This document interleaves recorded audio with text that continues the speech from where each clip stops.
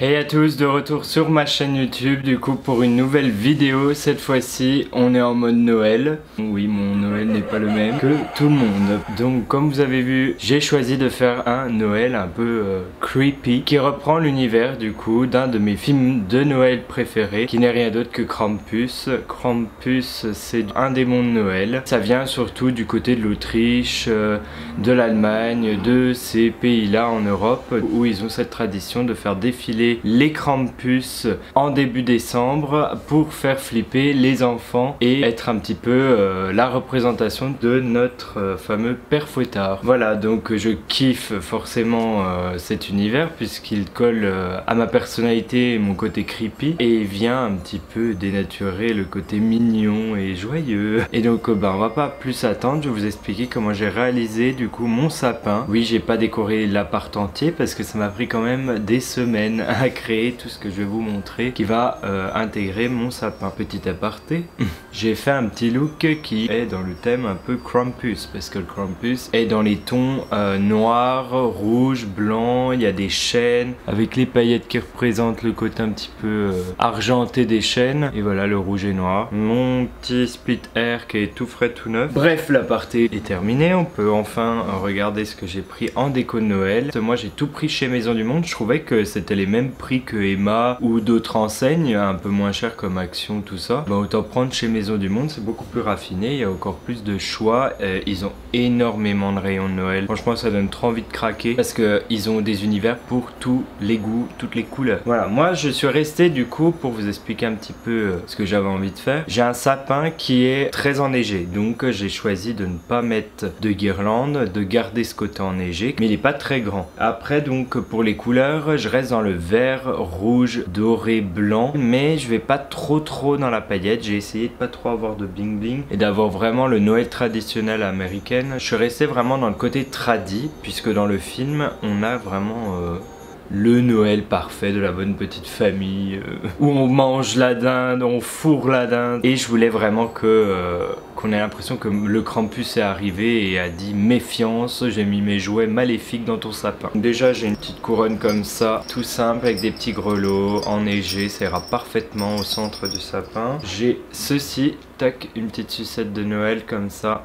Après on a les fameux candy cane, alors là vous en avez des mat, vous en avez des brillants, en mode translucide un petit peu. Alors c'est emmêlé, mais génial. Voilà, donc j'en ai pris 3. Regardez-moi ça, c'est pas trop chou ça quand même. Letter for Santa. Et je voulais barrer, mettre Krampus, j'ai dit on va pas abuser. Alors ça, ouais, j'en ai pris pas qu'un peu. Je crois que ça allait trop bien avec le Krampus parce que c'est des grelots hyper mat, un peu vintage comme ça, vieilli avec la cordelette. J'en ai pris juste un petit peu. Hello! Ça, j'ai trouvé ça mais adorable. Des petites pancartes comme ça, c'est pas trop chou quand même. Pôle Nord avec les petites indications, toujours les petits grelots et la cordelette. Après on a une petite boule là, celle-ci elle disait oh tiens, il y a des petites gingerbread man. Alors focus de 10 ans comme d'hab. Bien tradi avec le petit ruban. Là celle-ci elle m'a fait penser aux boules de Noël que j'avais de Disneyland Paris parce qu'elle est en verre et il y a un petit décor à l'intérieur. Tout en verre comme ça, magnifique. Celle-ci je dis oulala, elle vient avec moi. Après j'ai mon meilleur ami qui m'a offert ce petit soldat, on est obligé franchement si on veut du classique. Et en plus franchement en mode casse-noisette.